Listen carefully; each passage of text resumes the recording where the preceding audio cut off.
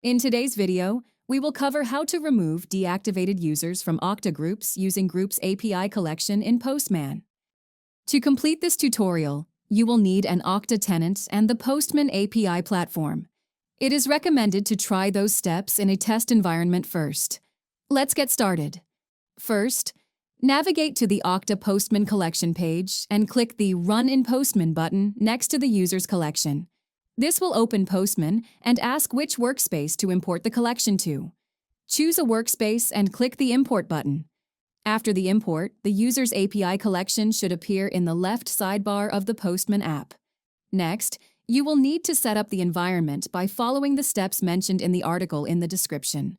Prepare the Remove User from Group API call by copy-pasting Group ID and User ID from the Okta admin console. Group ID and User ID can also be found using the List Groups and List Users API call.